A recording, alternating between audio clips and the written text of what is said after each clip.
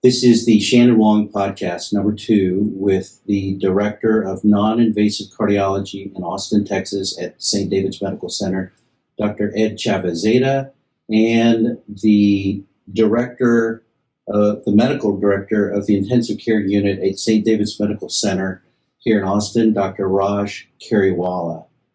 And your host, me, Shannon Wong. So good afternoon, Raj and Ed. Good afternoon. Yeah, thanks for having us. This podcast is a vehicle to share with you some of my thoughts on topics that I have an interest in, such as medicine, business, technology, human relationships, and life in general.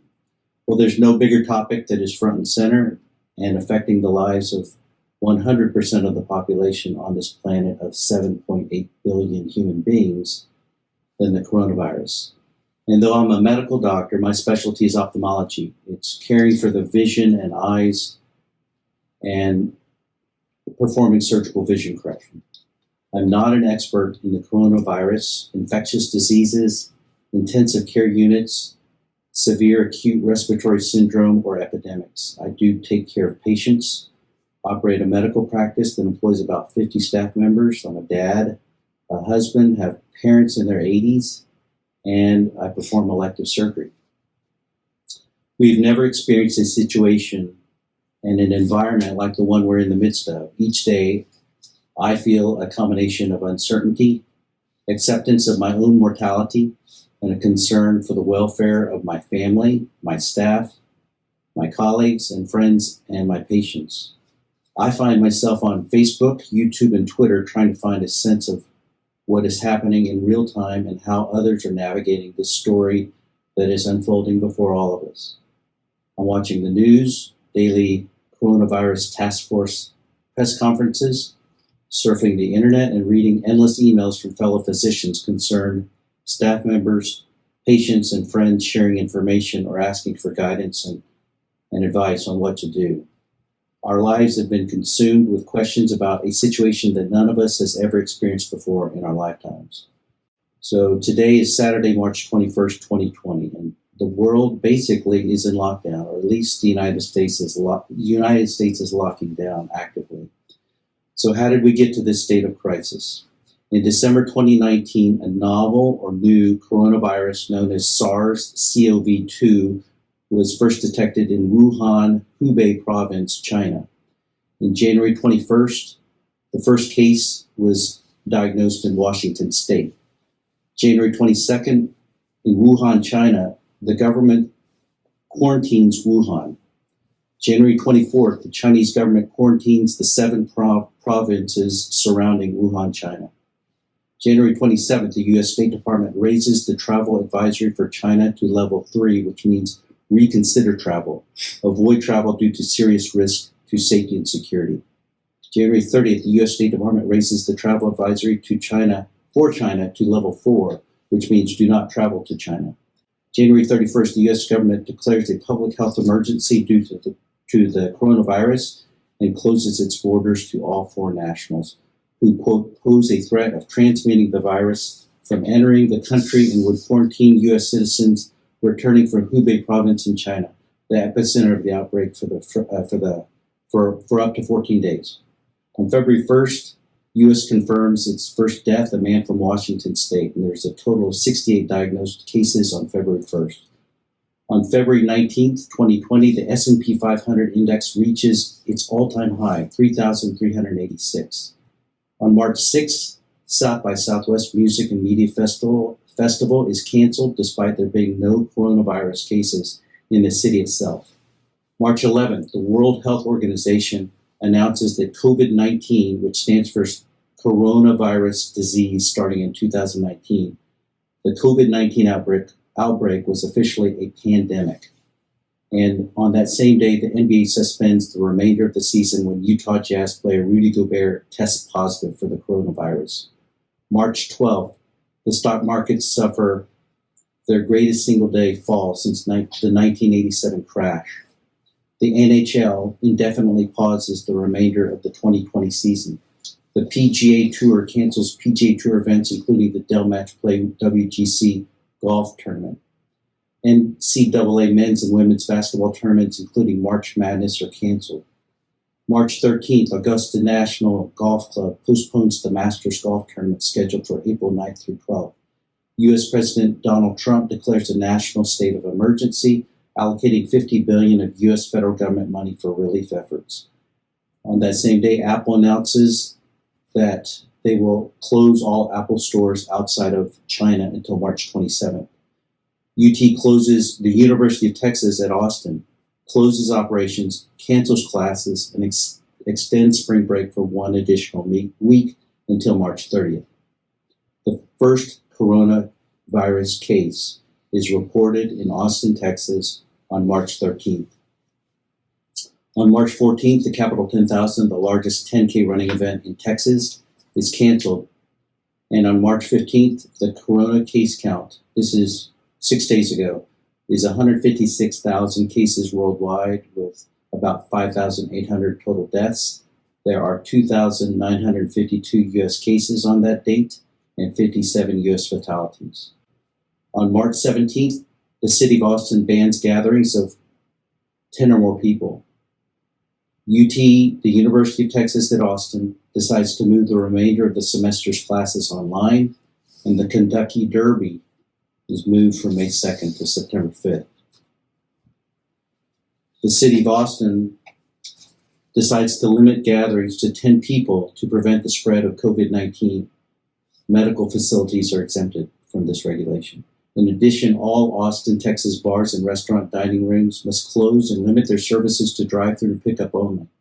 And the city of Austin mandates this policy to stay in effect until May 1. March 18th, the Centers for Medicare and Medicaid Services, also known as CMS, recommends canceling and postponing adult elective surgical procedures, such as cataract surgery. And due to the COVID-19 pandemic, the American Academy of Ophthalmology now finds it essential that all ophthalmologists cease providing any treatment other than urgent or emergent care immediately. March 19th, 2 days ago, California Governor Gavin Newsom issues an executive order directing all individuals living in the state of California to stay home or at their place of residence. March 20th, this is yesterday, the S&P 500 closes at 2,304, which is a 32% decline from the February 19th all-time high, which is a month ago. That represents a 29% year-to-date decline. As of this morning at 10:43, the corona case count worldwide is 287,239, and there are a total worldwide deaths are at 11,921. In the United States, there are 19,931 cases diagnosed with 275 fatalities to date. So I want to thank Ed Chafizadeh and Raj Keriwala, am I pronouncing your name correctly? Yeah. For being here. I'm going to introduce Ed first. I've known Ed for quite some time. He's from New York, and I learned about him, actually, he doesn't know this, but in 1989 when I attended the Baylor College of Medicine commencement ceremony when he graduated the same year as my brother. I just learned his name because his name was called out numerous times as being an outstanding graduate of Baylor College of Medicine. He then completed an internal medicine internship and residency at Baylor College of Medicine in Houston, Texas. He became the chief resident in internal medicine at Baylor College of Medicine at St. Luke's Episcopal Hospital in Houston, and then completed a clinical and research fellowship in cardiology and interventional cardiology at Harvard Medical School, Beth Israel Hospital in Boston. He is board certified in internal medicine, cardiology, and interventional cardiology. Welcome, Ed. Thanks, Shannon. And then we have Raj Keriwala. He is a graduate.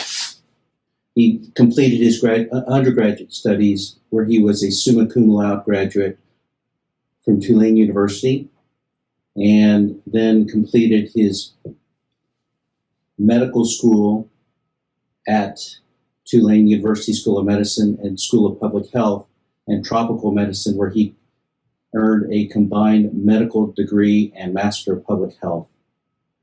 He then completed an internship and residency in internal medicine at University of Texas Southwestern Medical School in Dallas, and then a fellowship in pulmonary and critical care medicine at Vanderbilt University School of Medicine in Nashville, Tennessee. He is a pulmonary and critical care medicine specialist and is also a clinical assistant professor or affiliate faculty member in the Department of Internal Medicine at Dell Medical School at the University of Texas at Austin. Welcome, Raj. Thanks for having me. So we're all on the front line with the coronavirus because we all take care of patients, many of whom are 65 and older, and we have employees to support, and our employees have themselves and their families to support. And there's a balance that we are all confronted with. That is our health, and our responsibility to those who rely on us. And if we stop coming to work and close shop, will we ever be able to know or prove that we saved lives? Will we ever really know that we're taking that we're making a substantial difference? That's an unknown. What we will know for sure is that we're taking a direct economic hit. And that's why I wanted to have this conversation with people who are much more knowledgeable than me, and who are in many ways dealing with many of the issues that I'm dealing with professionally and personally. So I'll just ask you guys, have, in your knowledge, have we ever seen a pandemic like the one that we're seeing now? Well, I think the pandemic that experts compare this to is the Spanish flu outbreak. I think it was 1919, if I get the year correct. In terms of the rapidity of how this is spreading, but also the number of cases and also the high rate of death comparatively. I think we haven't seen an outbreak like this in some time. I think the H1N1 outbreak roughly 12 years ago could also be compared, but not nearly as big of an impact, in my opinion, and other experts' opinions. Why is this virus so dangerous? Well, for multiple reasons. I think the number of people dying, I think that alone makes this relatively dangerous infectious disease. But combined with how this is spreading, there are multiple factors that make this a highly infectious agent. We know that cases are growing rapidly daily. Some have called it exponential growth. I'm not a math expert, but I think it's fairly close.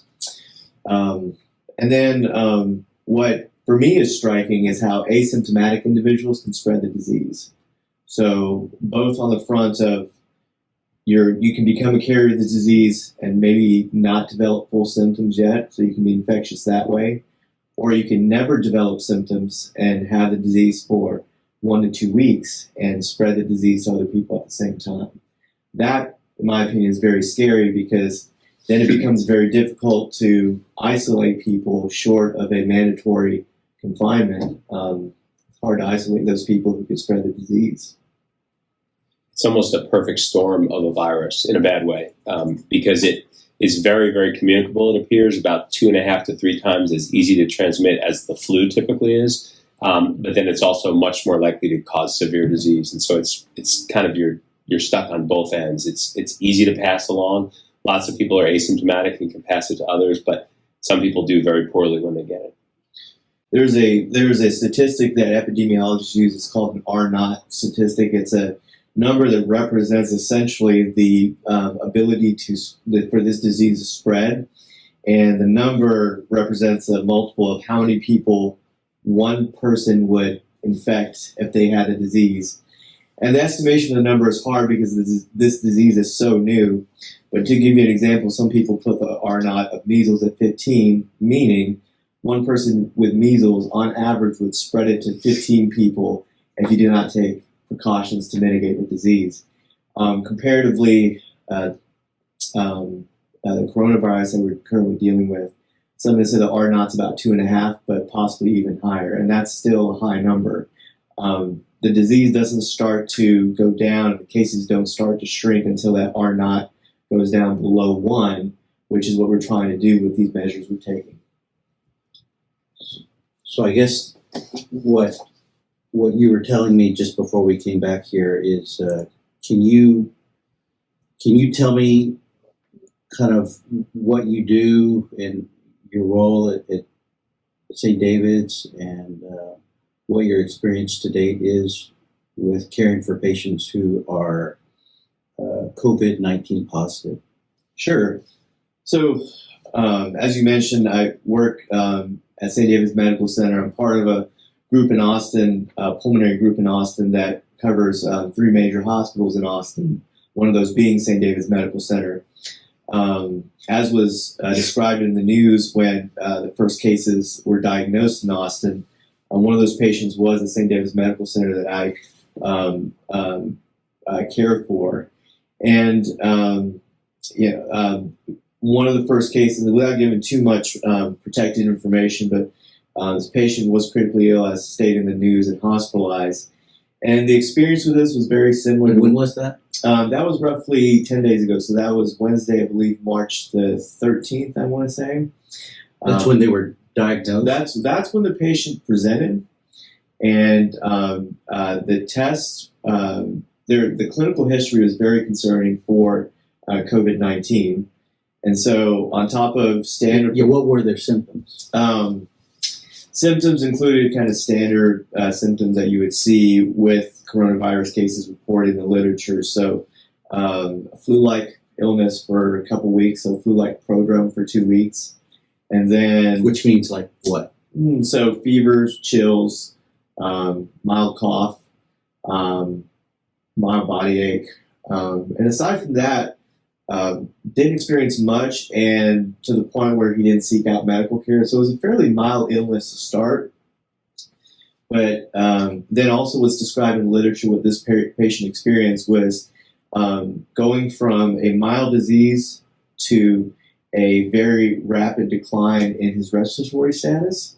And so he went from essentially very mild respiratory symptoms of cough, no shortness of breath to start, and then over the course of 24 hours developed very severe shortness of breath and very severe hypoxemia, which is the lack of oxygen in your blood despite having an adequate air supply. So if it's March 13th, does this person, how were they even diagnosed? Did they come to an outpatient clinic or did they come to the emergency room? Well, again, the diagnosis happened in hospital. Okay, so they were swabbed and that was sent off and it came back positive. So the timeline was I think this may have started in an outpatient setting or at another hospital, transferred to St. David's Medical Center.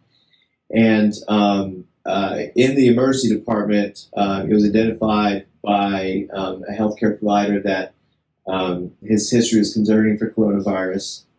And so at that point, a full workup for his respiratory symptoms, including a coronavirus swab, was done. And this is standard. As soon as it's identified, in addition to other tests we do in a scenario where a patient comes in with respiratory symptoms, we send a coronavirus PCR via nasal and oropharyngeal swab. And then other than that, we treated him in standard fashion of how you treat someone with respiratory illness. Were they admitted to the hospital at that point? They were admitted to the hospital. So they didn't say swab you, you've got symptoms, let's send you home and we'll call you? He was too sick to send home. Okay. So as was the case from the beginning as well as moving forward, patients are triaged to the level of care depending on symptoms and how anybody would be triaged. The fact that they may or may not have coronavirus doesn't change of what level of care we provide. He would have been admitted anyway. Yes. So even if it were a year ago. Regardless of the cause of illness.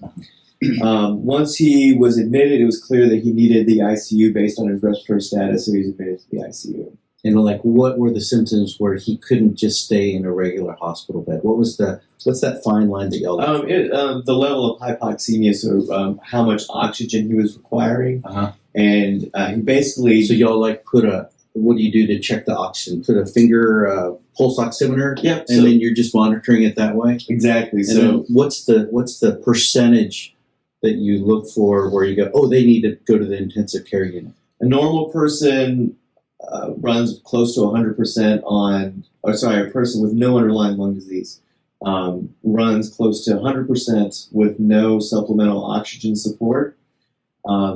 And at this point, when he came to the ICU,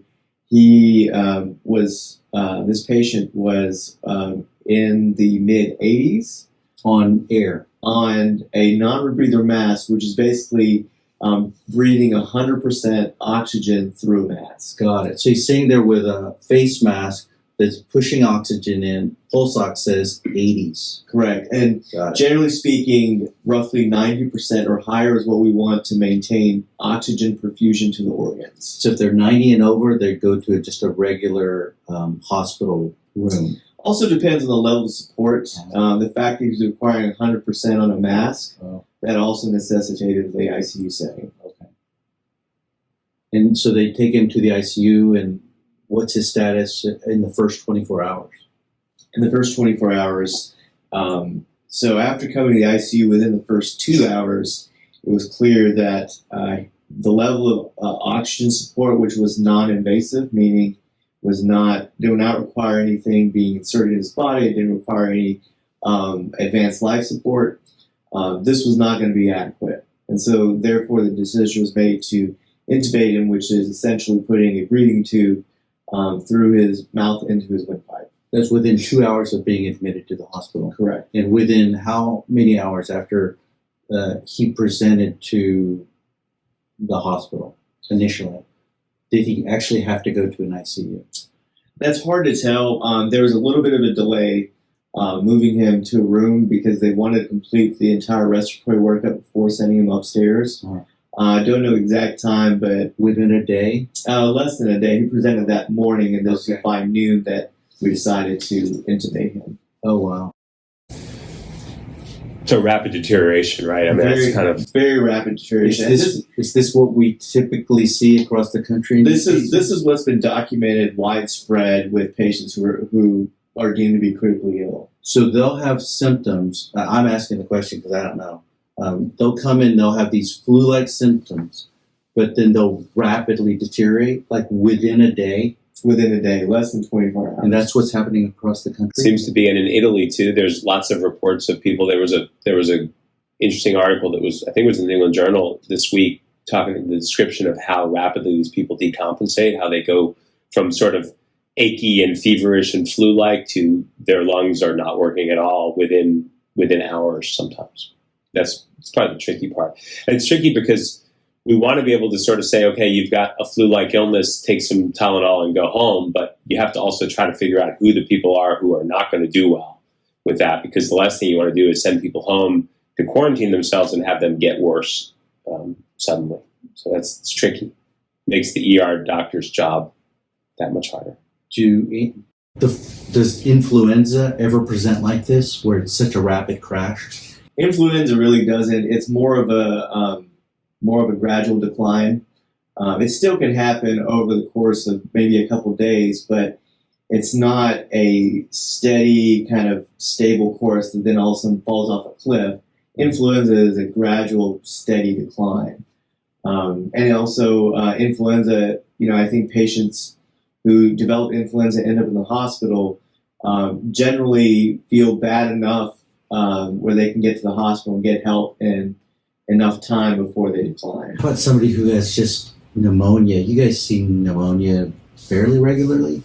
Absolutely. And it's pretty unusual for somebody to have this. It's like bacterial pneumonia. What Raj is describing, where there's sort of a not terrible illness and then a sudden crater, doesn't usually happen with pneumonia. Usually people that have pneumonia, and you know this better than I do, but they've got a cough, they've got a fever, they're bringing up sputum. If they're going to get worse, it's typically more of a gradual decline. And the people that tend to do really badly with pneumonia are people that have underlying lung disease, so there's sort of a little bit of a predictor there.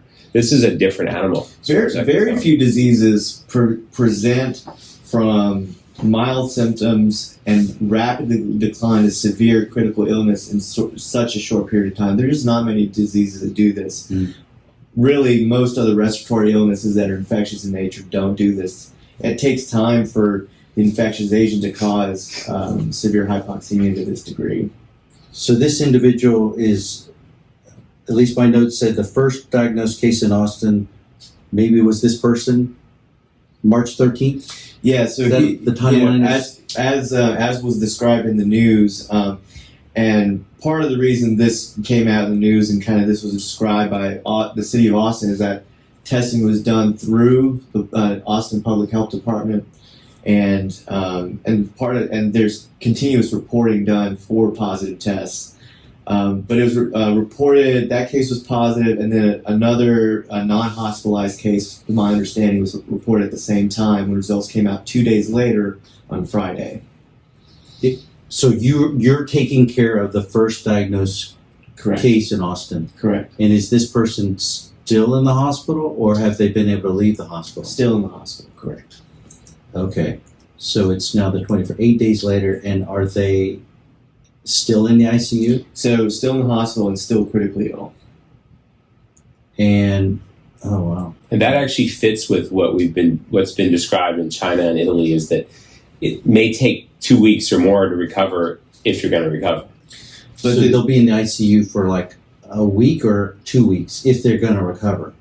Probably up to 2 weeks is what we're seeing. Oh, okay. And I think this is the scary part is there's such a spectrum of how bad this disease gets, because there are reports of many people infected who, if they weren't tested otherwise, wouldn't have even known they had the disease.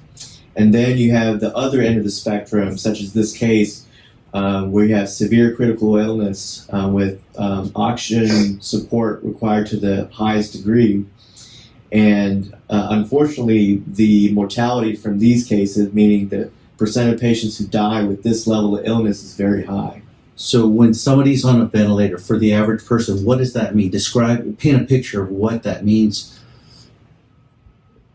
so they understand that. So generally, when a patient's on the ventilator, and I think this applies to all patients, but also for the patients we're seeing with this illness, the breathing tube is in place. They're on a mechanical ventilator, which is a machine that basically, for a crude way to describe it, is it breathes for you, but kind of more detailed description is air is delivered at an interval of however many seconds per minute, and a fixed volume is given to that patient.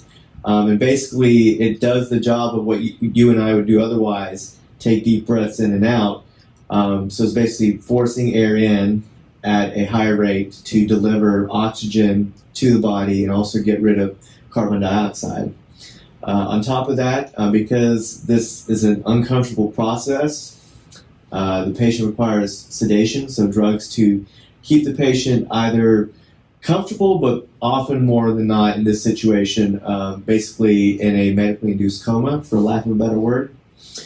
And then on top of that, there are other issues that can come up when other organs stop working. Before the part about delivering oxygen through the machine, that's essentially what it looks like. Why can't you just give them oxygen externally, like 100% oxygen through a mask, and have them keep breathing? What's the rationale behind you have to put them on a machine? So, simply put, the machine is going to provide a high level of support. Part of it is, without going too much into technical details, but with a nasal cannula, what's often seen on TV or seen in a hospital setting in non-critically ill patients, which is basically just a small plastic device worn on the nose to deliver oxygen, or the face mask, which we described earlier. Those are just passively delivered oxygen modalities that relies mainly on the patient breathing in and training that oxygen through the air they breathe in. Whereas a mechanical ventilator, what it does, it uses positive pressure, or essentially it does the work of pushing the air into your lungs. And that is a more aggressive way of delivering air, delivering oxygen. and generally is more effective than those passive devices we described. There's an interesting write-up today or yesterday about these passive helmets that are being used, and there's actually the initial data looks pretty good for people not quite as critically ill as the one that Raj is describing. That they kind of almost the in-betweeners, the sort of like, well, your oxygen is 90% and you're breathing hard, but you're not quite ready to be intubated. They basically have a helmet that sort of seals on looks like it seals on, I've never seen it, but it looks like it seals on their chest and their shoulders. And it basically is sort of like a ventilator, like a tube without actually having to put a tube down. And they showed a pretty significant improvement in recovery in those people. The ones that weren't sick enough to be intubated seem to do better with that rather than the face mask. What's it called again? It's basically a breathing helmet. I don't even know the name of it. I don't think there's a very fancy technical Do we name have for any it. here in Austin? We do not have any, at least at the hospital that Ed and I work at. But I think it'll be an interesting thing going forward to see if they exist and whether they're manufactured. Because there are those people, and I don't know what you guys' practice is going to be, but the description is that if you use non-invasive ventilation that causes high pressure, there's a thing called BiPAP that we sometimes use on those borderline people, that actually is concerning because it might aerosolize the virus and put all the workers and all the healthcare providers in harm's way. So the recommendation at this point is if they're sick enough that they can't just breathe on a passive mask, that they should be intubated. The problem with that's going to be that's going to be tough in terms of numbers of ventilators, numbers of rooms, things like that going forward. So Cases are diagnosed in Austin right now. I think the total this morning that when I checked was 51 cases. 51 cases. And how many of those have been admitted to a hospital that you know of? I have to double check that. I don't have a number off the top of my head, but I know it's less than 10. Okay. But again, is that an underestimation? We don't know because testing is only starting to become more widespread available. Before, part of the issue we had is just limitation of testing. They weren't readily available, so often people who would have been tested currently were told to just go home and quarantine themselves because, again, we were trying to ration tests. But recently, in addition to the testing through the city of Austin, private corporations have been offering testing in Austin and has increased the availability of the coronavirus PCR, which we mentioned earlier. So as of today, March 21, how easy is it for a person to get tested? I think it's fairly easy now. There's still going to be screening that's done for the patient, but what is ironic, but if you kind of look at the rationale, you'd understand why. Somebody in the outpatient setting, meaning outside of the hospital, can probably obtain testing a little easier than if you're in the hospital. And part of that is, I think the primary care providers in Austin have done a great job of setting up an avenue to get tested. For example, this is anecdotal, but somebody I know said that they were concerned, or a friend was concerned. They called a primary care provider, they went through some screening questions, and then basically directed them straight to the location to get tested without bringing them into the office. Where does somebody find out where to get a test? Like, is there an online resource that people should know about? There are multiple online resources. I think if they live in Austin, a great resource is actually calling the primary care provider's office. Second, the University of Texas at Austin, the Dell Medical School, has set up a resource to go online, check out where to get tested. And then the City of Austin itself has provided guidelines on their website.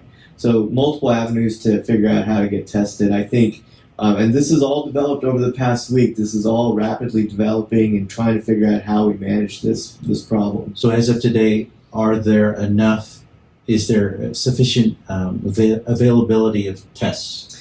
I think up front it seems like it is, but again, there's been reports nationwide that we just don't have enough testing.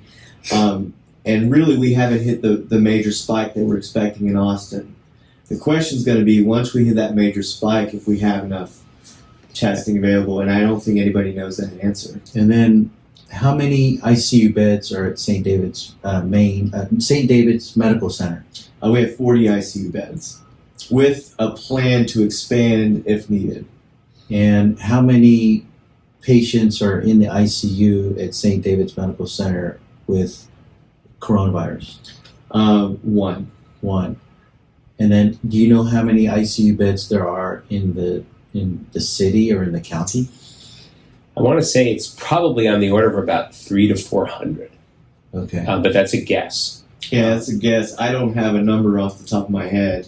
But the reality is that, in other cities, I mean, if you look to the New York area, to Seattle, New Orleans, San Francisco, they're already kind of butting up against the top of their ICU capabilities. And so some of the hospitals are making their operating rooms into ICUs because a lot of pretty much elective surgeries have stopped because of this. So does that mean if there are 300 to 400 ICUs in the city or the county, how many ventilators are there?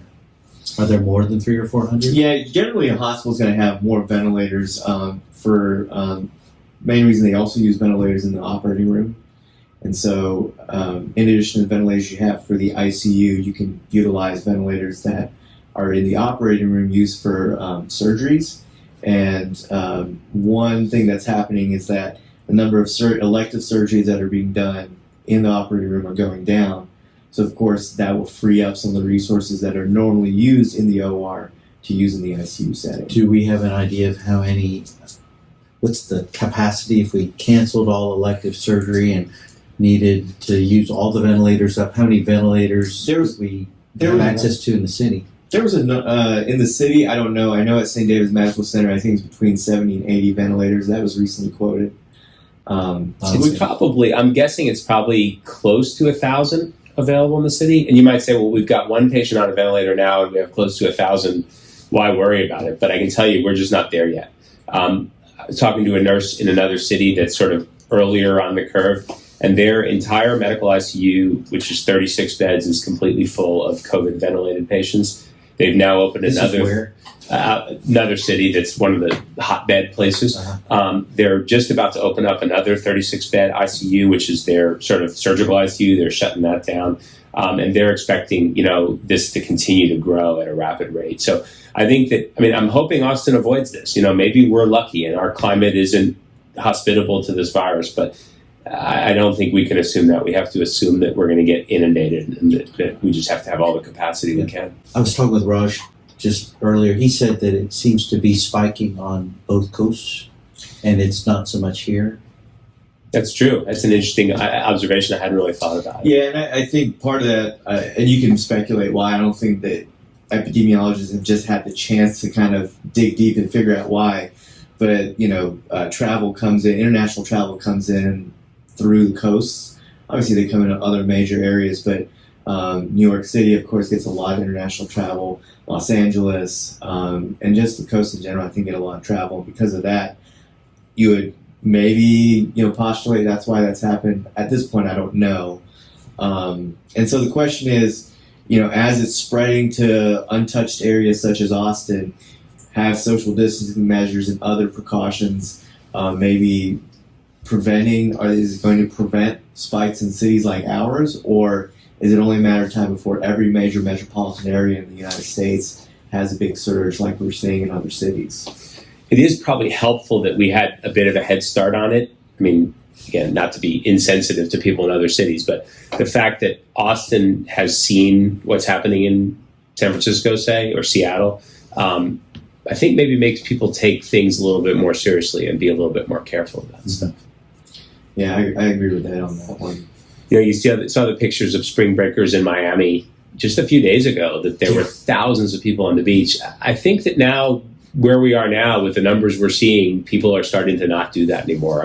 Some of it is that the beaches got closed, but I don't think people are congregating and partying as much as they were even a week ago, which hopefully will help. And definitely in this city, just the progression of social distancing and self-isolating that's happened over the last 5 days is just striking. The streets of Austin were busy last weekend, looked like business as usual.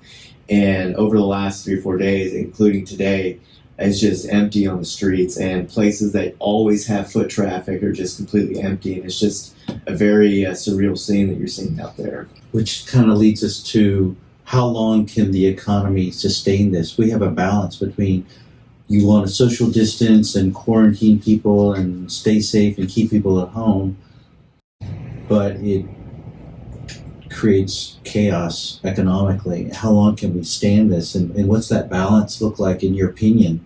Because nobody really knows, right? It's just opinion. How long can we sustain this? I mean, I think worst case for the economy is that millions of people are on ventilators in hospitals and dying. That's worse than the pause, I think. And I know that sounds like a little bit of a cop-out answer, but I think we need to first look at the health side of things.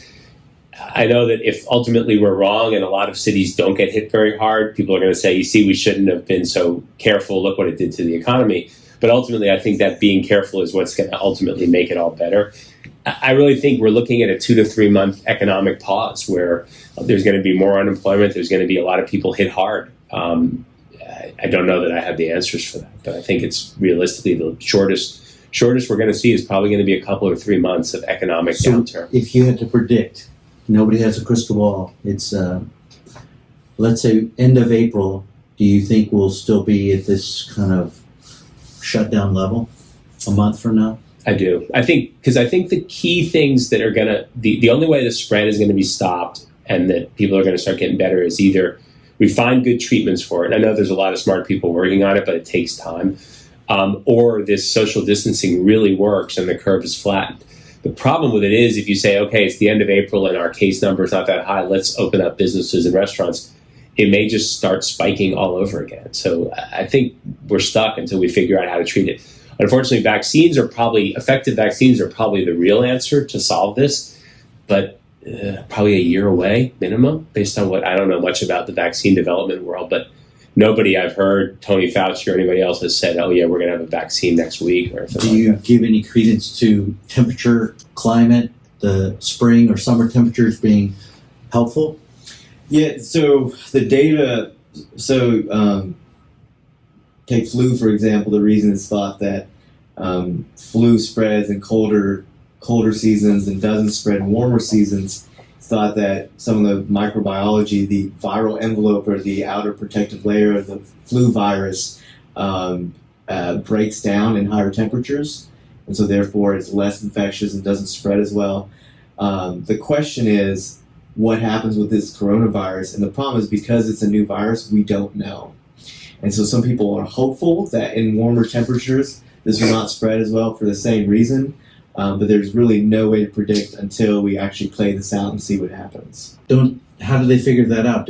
Can't they isolate the virus and then expose it to different temperatures and figure out where it breaks down in a lab? Boy, that's a great question. That's beyond my level of expertise. I think. I think only recently that virus has actually been isolated in laboratory. I think, and I don't know the details of it, but I think it's a question that we just don't know the answer to. Why we don't know the answer to, I don't know. Yeah, it's important, I think, that whoever's on TV or whatever not say, oh, don't worry, this is like the flu and it'll go away in May. We just don't know. There are a lot of things about this disease we don't know because it's a new disease. So what would you advise your staff? Well, let me give you an example. This week we were kind of cautiously continuing to work.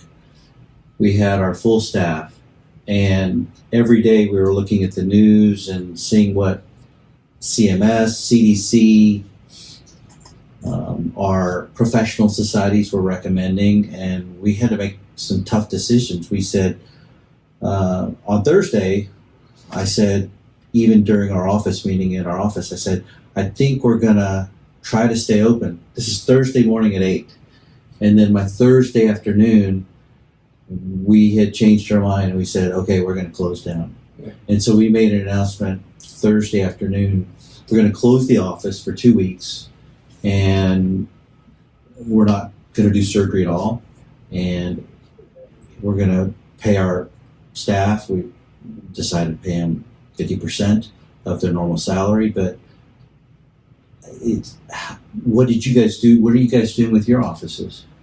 So we've scaled down. Being in pulmonology offices is a particularly important thing to do, is figure out how we're going to handle this, because if patients call in and say they have a respiratory illness, that's problematic for multiple reasons. We thought about this. So one thing we're doing is We set up a telemedicine portal for our office. We've never used telemedicine before, but this is a perfect reason to use it. And so for patients who had routine follow-up visits, we're trying to maintain those through telemedicine. And otherwise, we're trying to triage the sicker patients.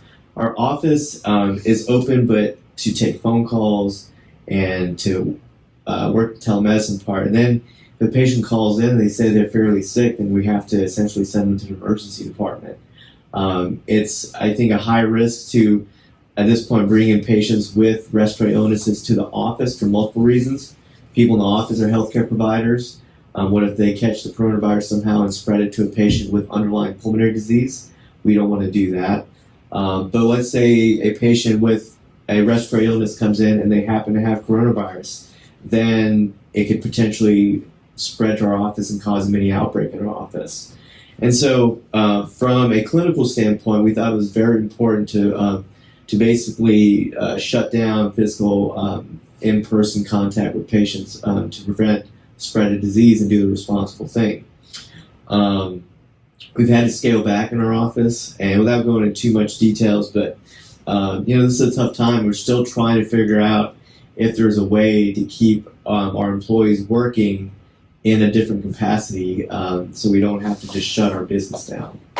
And I think businesses, both medical and non-medical, are all having to face the situation and figure out how they can stay open if at all possible. What about you, Ed? So we're still open. Cardiac patients are different from respiratory patients and from ophthalmology patients, quite honestly, because some of the people that we see, they really need to be seen, but it's not a respiratory problem. They have cardiac arrhythmias, they're having chest pain and things like that, congestive heart failure. We have a masked and gloved screener at the elevator who's checking every staff member in the morning and then every patient that comes in and every visitor or every accompanier with them, giving them a questionnaire regarding any symptoms or respiratory stuff, and then taking their temperature. And if they don't pass both of those, then we're sending them home, or if they're sick, we're sending them to the emergency room or urgent care, because we don't want sick respiratory people in our office. First of all, that's not our field and we don't really manage that. Second of all, that's, like Raj said, that's just going to infect office people and then everybody's in trouble. So far, we've actually stayed at pretty full capacity. I probably saw about half as many patients last week as I do in a normal week, because a lot of people, we called everybody up the day before and said, hey, if you're stable and want to reschedule, let's reschedule you for a month from now or something like that. But things may change. We are also starting telemedicine. We started it on Friday. My schedule for Monday, it's about half telemed, half in person. And I'm going to try to push more and more of those patients into telemed. A lot of stuff can be done via a phone or a Skype connection that doesn't really need to require an in-person visit. Is there a telemed software or company that y'all are both using, or using different ones? Ours is built into our electronic medical record system. So there's a company, I won't mention the name because I don't want them to be complaining about any of this, but there's a company that sets it up where you can have a webcam and do, face-to-face telemed visits. The problem is most patients don't have webcams that they can quickly, most of them are not at the technological level of Dr. Shannon Wong, but most of them don't have webcams. And so what we're going to be doing is mostly phone conversations for the telemed visits. And then if we need visual, we're probably going to use FaceTime. FaceTime is not typically considered HIPAA compliant, but I think a lot of the HIPAA rules have been suspended. Yeah. I think one of the things that the medical community has been pushing for a long time is to sort of use common sense to make rules and regulations. And, sometimes it takes a pandemic to use common sense. But in this case, I think some of the HIPAA regulations can be relaxed for things like that. And I think for us, I don't know the exact software, but it's something third party. But I think one thing that's been useful is Travis County Medical Society has helped us with this, because I think they're helping practices across Austin set this up, because it's a useful tool to minimize contact between people. And I think also this will utilize what was considered prior to being non-HIPAA compliant technologies. But again, I think one of the problems with medicine, I'm kind of a tech nerd, and I've always been disappointed by how medicine lags behind the rest of the world, other industries, in utilizing technology in the workspace. And so one thing that I hope people realize is that there are a lot of technical avenues to maybe treat patients, but don't have to do it in person. And I think we're starting to see that. So patients come. Go ahead. I'm sorry, on a totally unrelated to COVID note, but there's actually, with regard to the technology, there are actually software programs and things where you can actually listen to a patient's heart and lungs remotely. Right. I've seen some stuff. Pretty like neat. that. I mean, I don't know this. Do you use those things? No, I've never used it, but it's on the horizon, I think. So. It's funny you mentioned that. I'm still a paranoid believer that Facebook bugs everybody's house because they do. I'm certain of it. Because I have no idea how this happened, but 2 days ago I got a targeted ad on Facebook for one of these stethoscope devices that can be used remotely and basically listen with your headphones in your ears, which is remarkable that you can do that. But it's innovative things like that that I think will get us through this or help us get us through this. So we're quarantined for 2 weeks in our practice. We're supposed to tentatively revisit this and restart on April 6th. Do you think it'll be any different, better, worse in 2 weeks than it is now? I think the next week is going to be very telling. I think because you talk to anybody, they're expecting the surge of cases to come in over the next week. And if we don't see that surge, that may be a little bit of promise that, hey, the measures we've taken to prevent the spread of disease are taking hold. Now, with that being said, if there's still a fair caseload out there, or still a fair number of patients who are positive in the community, it may be the same situation. We may have to extend these measures of businesses shutting down and practices going to a minimum. One of the things that's probably going to have to happen before the businesses kind of can reopen safely, assuming we have enough test kits, is they're going to have to start testing a sort of a random sample of non-symptomatic, asymptomatic people, because until you know whether there's a lot of asymptomatic people that are positive, you don't really know whether it's safe to not do what we're doing right now. I think that's going to have to happen. The problem is that we don't have enough tests to do that at this point. In fact, New York State, the governor came out this morning and said that because of the scarcity of tests, they're actually recommending people that are symptomatic that fit the criteria, but that are not sick enough to go to the hospital don't even have a test. Okay, you're in your office and a patient comes in. Are you wearing any personal protective equipment? Either do. I think in the office setting, no. You're not. Yeah, no, I'm not. Disclaimer. Because of the nature of what we do, starting the end of last week, we have two physicians who have retired from hospital practice, who are primarily office-based, and we have said they are not going to go to the hospital at all.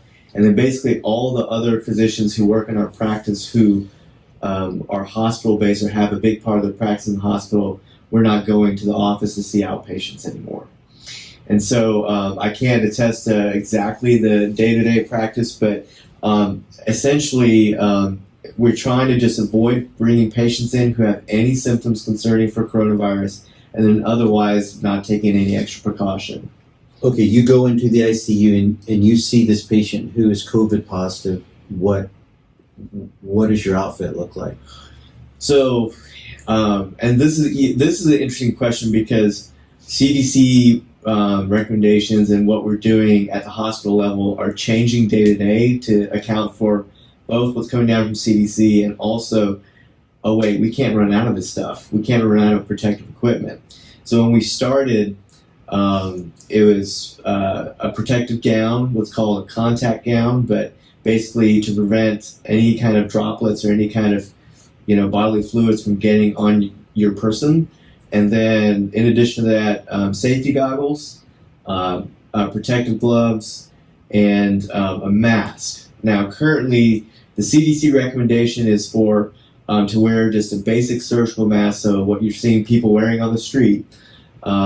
And if you're doing a procedure that could potentially aerosolize particles, such as the intubation where we put the breathing tube in, where you have to stick a scope into someone's lungs to get a sample to rule out other infections, then you wear a higher level mask called an N95 respirator. Although I think in practice, some people are wearing the N95 respirators just for contact. And I think if we had enough of them, it would be advisable to wear that for any contact with people.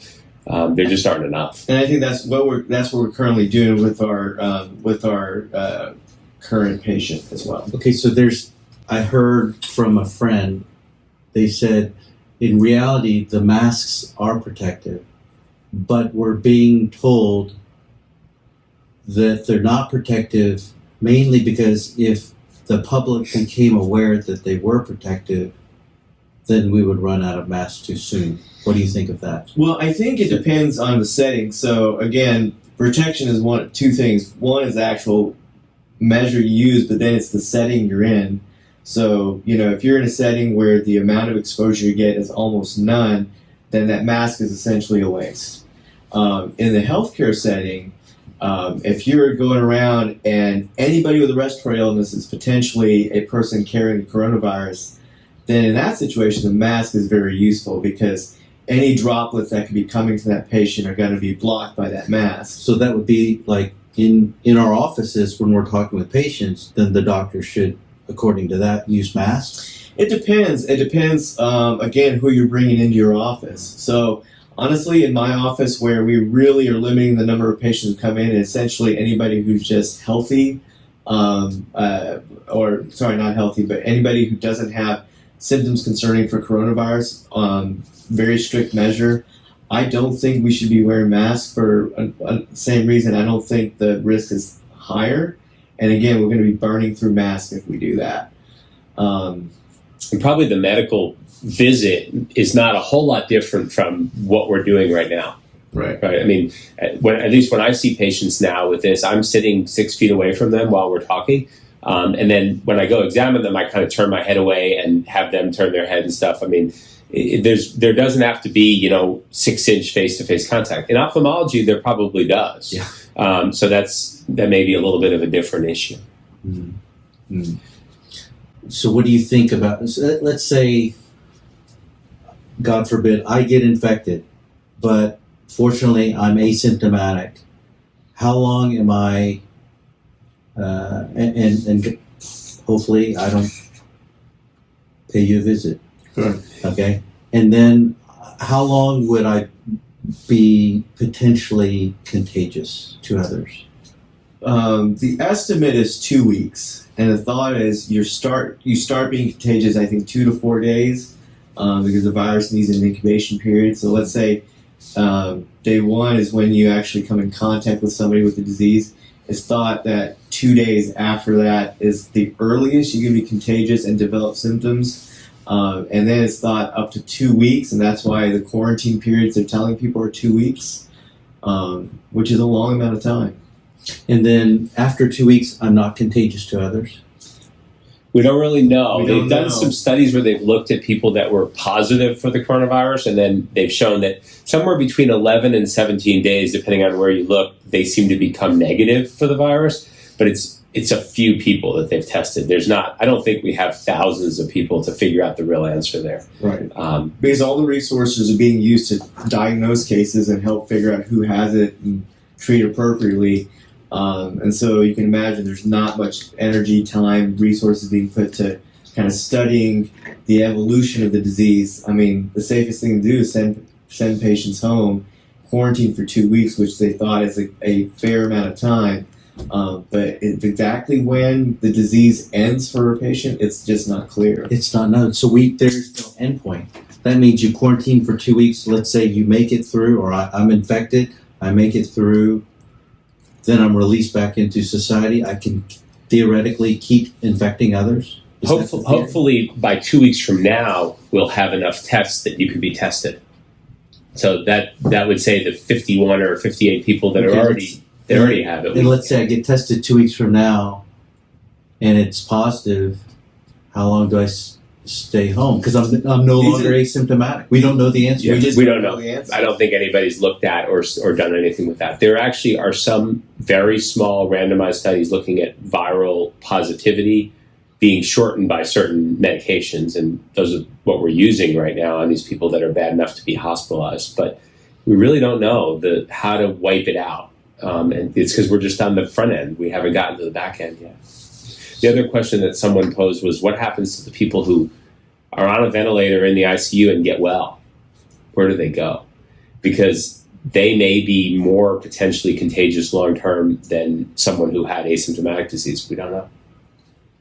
So it's this article, and it has these great graphics where it shows these bouncing balls. It says, basically, this is how it spreads. And my interpretation of this graph is eventually everybody gets infected.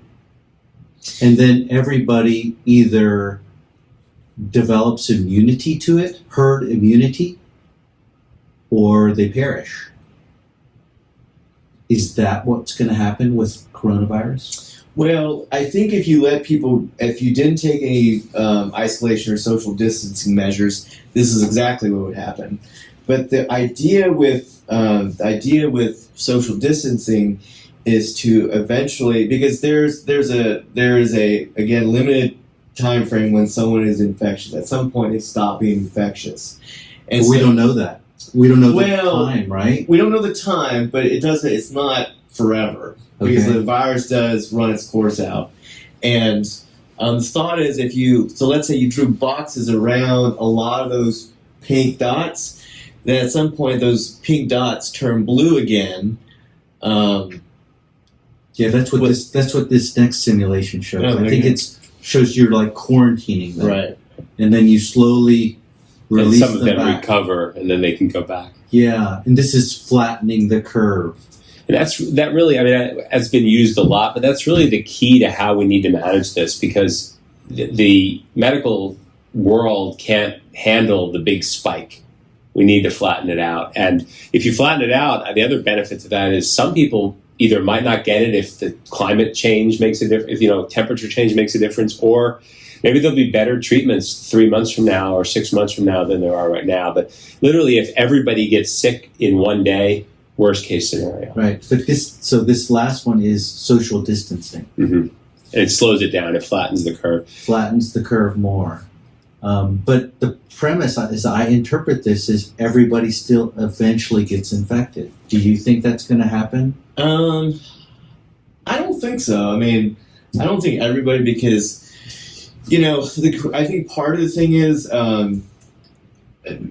as with a lot of infectious diseases, even if everybody came in contact, everybody doesn't get infected. That's part of it. Everyone's immune system is different. Oh, yeah. So that's part of it. And then, there's a thought that if you isolate enough people, that between isolating the kind of natural time course of the virus and herd immunity, that eventually, people stop getting infected. So some people exposed out there, they could be in the same ICU room as this COVID positive patient, and they, for some reasons that we don't know, they would never get infected. That's how any infectious disease works, right? Why is it, there's a statistic out there that, a large number of pulmonologists at some point convert their PPD, which essentially means at some point in their career, they have contracted tuberculosis from a patient they cared for at some point. Why is it not 100%? Every pulmonologist is going to take care of a lot of patients with TB, but it's a combination of factors, right? We take precautions, and then you have to believe, to a certain degree, variation in people's immune systems also factor in who gets infected, who doesn't. And it's never all or none. It's a percentage, and some people just will go through this and they won't get infected. Years ago, MRSA was the big sort of pathogen that everybody was afraid of because we didn't have great antibiotics against it. So they used to swab all the patients' noses and check them when they came in. And so most doctors got swabbed too, just to check. And I'd been in the hospital for 20 years and exposed to everything MRSA negative. And so some people just don't get infected with stuff. Are you guys worried about your own safety? Not gonna lie, that fear and anxiety goes up and down day to day. I worry about my own safety sometimes, worried about the people I work around. And that's another thing. You can take all the precaution in the world, and you may still get infected. But it's one of those things that it sounds kind of cliche, but we don't have the luxury to worry about that too much, because you're going to need every able body. If it gets as bad as some people are predicting, you're going to need every able body to be at the bedside taking care of patients. And I take some solace in the fact that I'm a younger person who doesn't have any major health problems, but also we're getting data from other countries besides China that people who are younger may actually be experiencing severe disease at a higher rate than was previously thought. So yeah, that makes me nervous. But you know what? You gotta take care of people, I guess. What do you think? I agree. I mean, I actually have two of my immediate family members are nurses, and so I'm way more worried about them than I am about myself. I don't know. That's just human nature, right? You don't worry about yourself. But I agree with Raj 100%. You just kind of got to do it, and you got to take care of people when they're sick. You don't want to do dumb things, right? You don't want to go running into a room with no protective equipment and, because somebody's coughing or throwing up or whatever, and go clean it up. You got to be smart. And I think a lot of us will get infected in medicine, and you just kind of hope we get well. And this is my opportunity to do kind of a shameless plug for the people I work with. They're not shameless because I think rightfully deserved.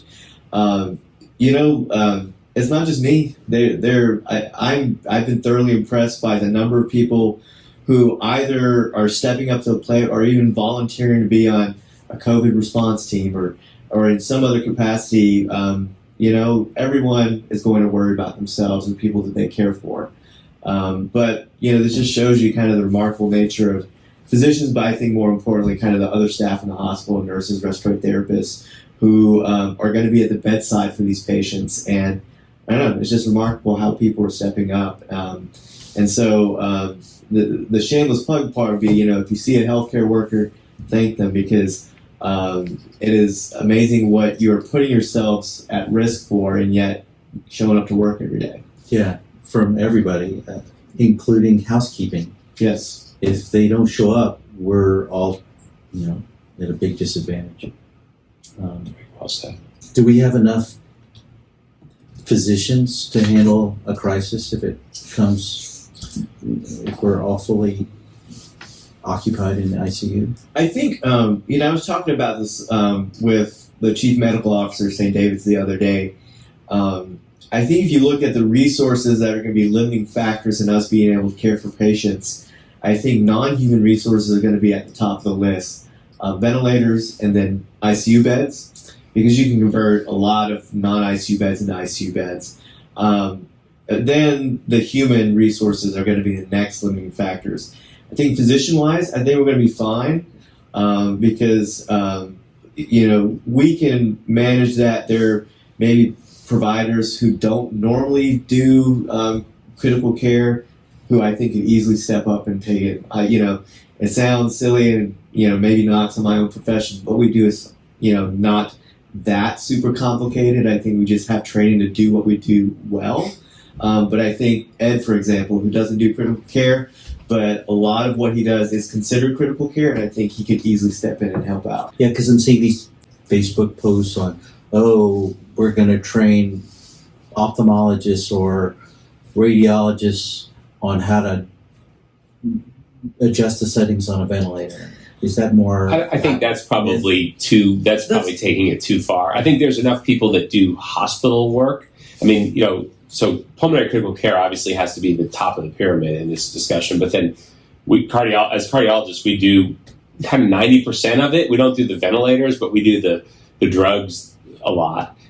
Even the hospital doctors, the hospitalists do a lot of it. And then there's a lot of nurse practitioners who have had ICU nursing experience who know a lot about this. So I think the doctor problem is not going to be a big problem. Plus, the doctor doesn't have to be at the patient's bedside all day long. I think that the nursing staff may get taxed a little bit in the sort of patient care tax. And one of the things that's going to help with that is that nobody's doing elective surgeries and things. And so the ICU is going to be full of a patient who just had major brain surgery. Well, that's not a good example because that's not elective, but say, spinal surgery where they had their whole spine rotted and they're going to need 3 days in the ICU to recover. So hopefully those resources can be kind of, reapportioned to where they need to go. And I think, echoing what Ed just mentioned, I think physician-wise will be fine. And again, remember, there will be a lot of anesthesiologists who won't be doing elective cases, and anesthesiologists are experts at managing the ventilator. So I think physician-wise will be fine.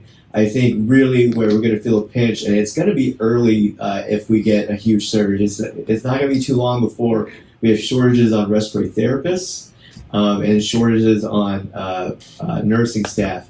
Because remember, already nursing, depending on what part of the country you're in, they're facing a shortage. So it's not like we had a wealth of nurses that are always available. I mean, there's intermittently a shortage at the hospital that I work at. And so I fear that there will be a gross deficiency of nursing and respiratory therapy very early on in the surge if we get it. When do you think the peak will occur for number of cases and number of people in the ICU in Austin, Texas? If you had to predict. The peak is hard to say because, what is the peak going to be? Is the peak just going to be this steady increase in cases, or is the curve going to be flattened? And I think it really depends on that. I think everyone is expecting at least the number of cases in the hospital to spike, within 5 days. What I've read is the peaks that have been described for the country are going to be somewhere in late April to early May. So another month plus away. Again, we've talked about possible ways we can prevent that. I'd like to think that the peak in Austin, Texas has already happened and that we're done with it, but that's delusional. Yeah.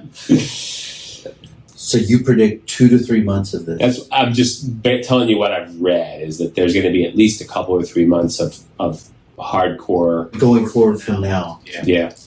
So 3 months, that's June. Mid to late June. And I think, then it's going to be 100 degrees in Austin. Maybe that'll be good. Yeah. I don't know if that helps everywhere. But what do you think, Rod? Well, I think barring any external factors, I kind of agree with that. That's because, I think one of the disheartening things for me, and, I try not to get too political in academic discussions, but I think you look at the countries that took effective measures in mitigating disease, and then you look at countries that did not. And I think, unfortunately, we fall like smack dab in the middle of countries that did not take effective measures in mitigating disease. I think everyone who's looking how we handle this compared to South Korea, for example, they're expecting a huge surge in disease, and because that's going to happen, then people are expecting this to last for 2 to 3 months. As much as I want to be optimistic and say, it's not going to be bad, I think that's what we're facing. 2 to 3 months from now. Yeah. One thing would, if we can flatten the curve, we can make the peak maybe later, but it may be smaller. So in other words, if the peak were tomorrow, you'd say, oh great, then we're on the downside after that. But if the peak is huge, that's not very good. So we want to try to spread it out till treatments can be developed. Or Let's say I own a restaurant. When do you foresee I can reopen my restaurant in Austin, Texas? And I know you're not a politician. Yeah, but I think May's going to be the earliest. Yeah, I don't see... Even though it's in the middle of the season that we're describing of 2 to 3 months. Yeah, I think, again, if the curve starts going down, I think restaurants may start opening up, but the earliest is what I think, and I think it's very possible it may not be till June.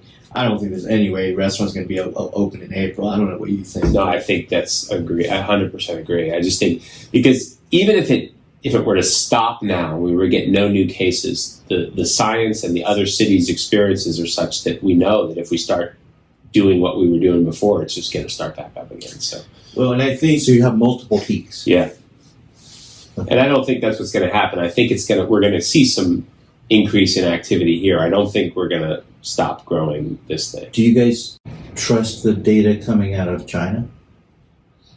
Not entirely, because I think, there's being different data reported from Italy, for example. I think the data coming out of other countries, I think, is more reliable. But South Korea? Yeah. Is it reliable? I don't think we have any reason to not think so. No, I think it appears it is, and they've just been they got really on top of this early and put in really harsh, structured limitations on people. Seems to have kept their curve very flat. Italy is spiking right now, right? Yes. Yeah, Italy had 395 deaths yesterday or something like that. They're definitely. And then the question, so going back to your peak question, is this the peak for them, or is it going to continue to rise? Yeah. I don't know. I don't know. So where would you recommend people get their information to stay informed? As much as people like Facebook, I would recommend against Facebook. I Totally agree. It's the worst. Well, and coming from a healthcare professional, I think what the challenge is that, we discussed this amongst our group of physicians that I work with. Wading through the information is a daily challenge because not only do all the physicians in Austin get emails from all the hospitals they work with, we get emails from our medical society, and then being in an administrative role, we get emails from other leaders in the hospital. And so one of the challenges is just has been managing all the communications that are flying left and right in the middle of this. And so I would say for the public, I think keeping it simple, CDC, WHO are two resources. The news is challenging, right? Because the news wants to get ratings, and we live in an era of sensationalized news where ratings are king. And so there's been a lot of stories published in the news or reported meant to scare people, which can lead to unreliable information. I think CDC, WHO, and then if you're any healthcare professional, just sticking with academic reports. Do you trust what Anthony Fauci is saying? Yes and no. Yeah, I think Anthony Fauci's a brilliant guy, and if he were telling me something in my living room without the cameras, I would trust him 100%. I think with regard to the federal government right now and the way that the media is portraying them, you have to be careful how to interpret what they say, because some of what they say can be trustworthy and some of it can be designed for other purposes. Because there are reports coming out that both at the presidential and the level of the Senate, people knew how bad this was going to be back in January. And we're in March now, and just as the public getting a sense of it. And so, you have to wonder, how well is information being disseminated from government entities. I think the CDC is a reliable source at the end of the day. Honestly, that's where I tell people to look and go, because they provide practical guidelines. They're not trying to scare you into doing anything. And at the end of the day, if you need to know something, they're going to tell that to you. I think it's very easy to fall into information overload here, which honestly won't help you. Okay, I'll admit it. When it was mid to late February, I thought this was way overblown. I thought, well, nobody's died in the United States, and there's reports of panic. And I thought, this is probably just the 24-hour news cycle. Did your community know about this? When did it hit your radar to register, oh, this is going to be big and this is going to impact us?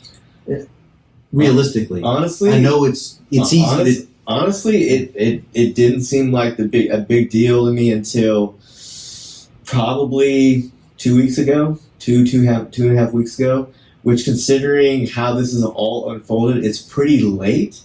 And again, I would have taken it more seriously if, let's say, the federal government, the CDC, said, "Hey, this is a big deal." But because other than that, it's speculation. Even in the professional world, it's just speculation. The hospital did start ordering more supplies back in late January, just because they saw the news in China, and they said the possibility of this spreading to the United States is there. So the hospital started ordering basic things like protective equipment. But honestly, the reality sunk in that this is going to hit hard here about 2 weeks ago. What you were saying about how you thought it was kind of overblown, it makes sense because in our lifetime, right, it was 1918 when the last real pandemic was. And even H1N1, which was terrible, was, a fraction as bad as this. it totally made sense to think, well, it's in China, that's halfway across the globe, we're not really going to get hit by it, and if we do, we'll figure out a way to treat it. So I think that's kind of the earliest adopters of worry about this were probably right at the beginning of March. This wasn't something that in late January, when the hospitals were buying up more equipment, because that's just what hospitals need to do, anybody who told you, oh, I knew this was going to be a dangerous, horrible thing, they would have been kind of kidding themselves, I think. So even the people in the know were caught off guard. Well, except for those two senators that were, or four senators that were alleged to have sold their stock before the market went down. I don't But know. Yeah. No, I mean, it's a different kind of in the and know. again, and this is a perfect example of information, right? Who knows what actually happened in January at the government level, but this is what's being reported, so we want to grasp onto something. So what's the world going to look like in June and July? I mean, I think going back to one thing you brought up before, I think the economy is going to be a big thing late summer. I think that's going to be the big kind of, what do we do with this now? You know, it's interesting. We were talking about our employees in our offices. Non-medical offices they have no option of working at this point. Like, so if you're running a restaurant, for instance, like a nice sit-down restaurant, you can't keep your employees around. So it's tricky. I know there was a rapid bill that got passed about some employee leave time and stuff, but a lot of businesses are going to probably struggle or even shutter in this period. I read an article in today's Austin American Statesman. Jack Allen's, who has like Sea Traders and Jack Allen's, they had 600 employees and they laid off 500 of them. That's in today's newspaper. And they'll rehire them when they're able to, but that may be months. We don't know. And the problem is a lot of these businesses have rent obligations and or mortgage obligations if they own their land, and they've got to pay their employees. And if they've got no revenue coming in, it's hard for them to pay out salaries and things. So it's tricky. Oh, what do you think about the theory of Plaquenil for treatment of coronavirus? So Plaquenil, chloroquine or hydroxychloroquine, they've been around since like the 1930s as an anti-malarial. And actually they don't work that great against malaria anymore because there's a lot of chloroquine-resistant malaria in wherever you get malaria, I guess, Southeast Asia and Africa. But it turns out that about actually early 2000s, they did a bunch of research looking at chloroquine and hydroxychloroquine as antivirals. And they actually really do alter the ability for viruses to infect human tissue. And so this wasn't just some random, like, oh, here's a drug, let's try it. There was some science behind it. And the trial that we have is 20 patients, and we don't do anything in medicine with a trial of 20 patients, as you know. These are 20 COVID positive. 20 COVID positive hospitalized patients. I don't think any of them were intubated. I think they are on ventilators. I think they were all just, in hospital rooms. And basically they saw a pretty good drop in their duration of viral positivity and their duration of respiratory symptoms. So it looked really good. It was a controlled trial. They used placebo in the other patients, but it's 20 patients. And so the excitement about it is because we're looking for something. The other antivirals are the ones that are sort of already out there as antivirals have been either disappointing or so-so for treating this.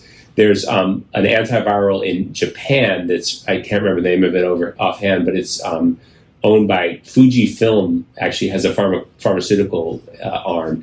And they did a 200-patient study in China, and they published benefit similar to what they saw for chloroquine or hydroxychloroquine or Plaquenil. So the problem is we don't have that drug in this country, and I don't know that we can get it from Fujifilm anytime soon. So a lot left to try to figure out in terms of how to treat it. But I think for hospitalized patients, it makes sense to give them hydroxychloroquine, don't you?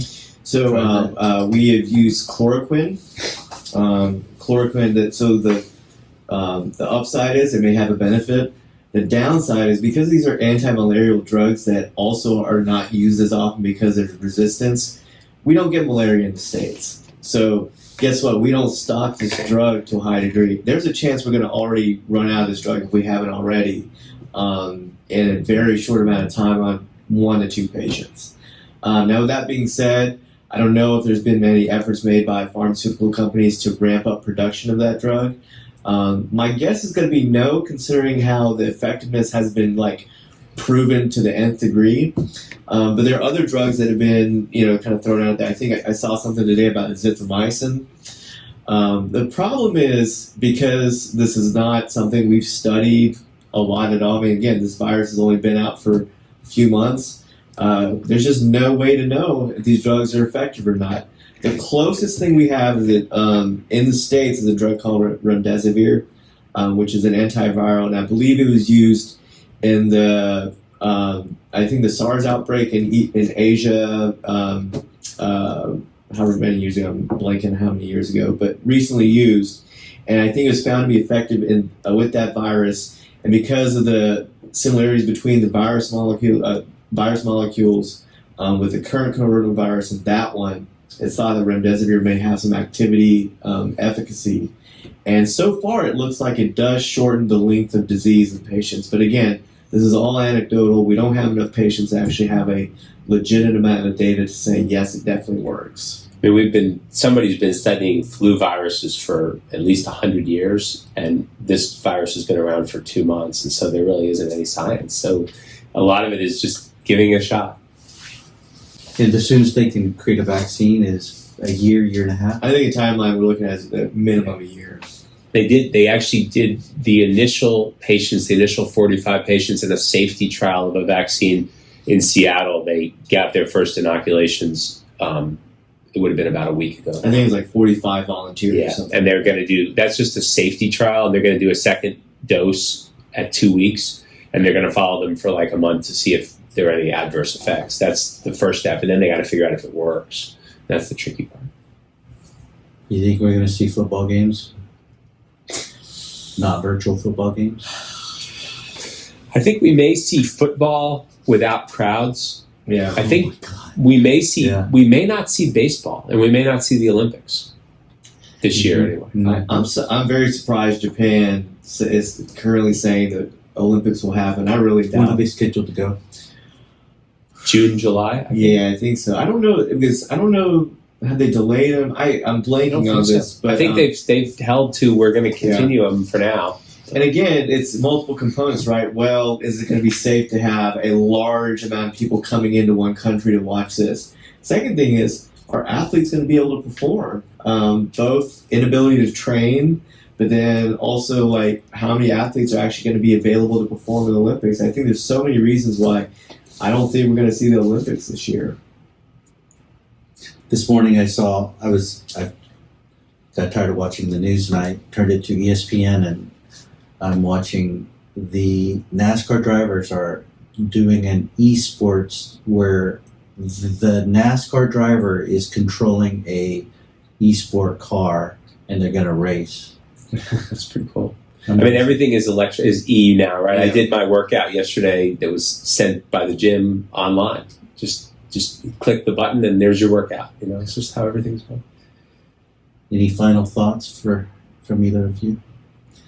I don't know. I think for me, at the end of the day, I'm an optimist, and I think I'm optimistic that there are great people out there who are going to step up and do what needs to be done.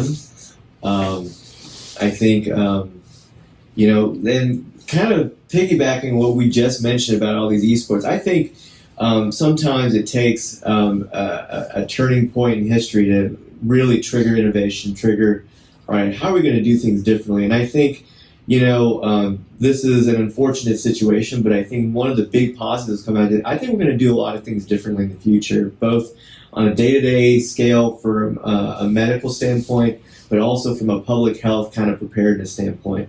Bill Gates has a fascinating TED Talk from, I think, 2015. And it's kind of, apocalyptic, prophetic, but he talks about how the biggest threat to society is not a nuclear weapon, but a global pandemic.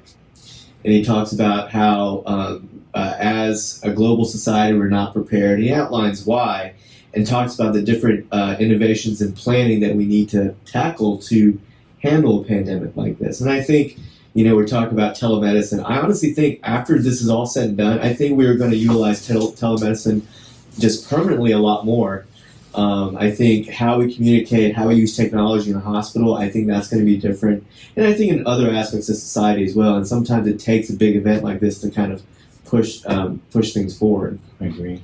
I've always been amazed at how many people I know that are in business in Austin or wherever travel a lot for business.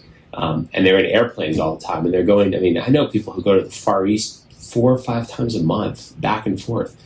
To me, that makes no sense. And I think that's something that we may see changing. I mean, you know, we're talking about climate change, and airplanes are a big source of carbon. And we just have this, we've gotten so global that it sort of makes more sense to do a lot of this stuff remotely. I just don't understand why you need to fly to Tokyo for a 1-hour meeting and then fly back. It just makes no sense. Well, you know, you see all these jokes on the internet about how, people are going to realize that my job doesn't need an office space.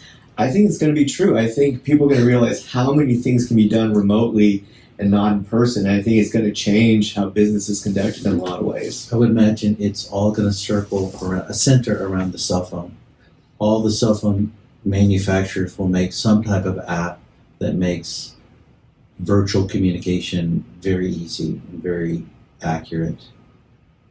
We'll see, but let's be optimistic. But tell everybody to stay home. Yeah. Stay home. Keep your hands clean. Thank Thanks. you, gentlemen. Thanks a lot. Very nice. Thank you, Shannon. Appreciate it. All right. Okay. Oh, wait, were the cameras off? Yeah, they're on.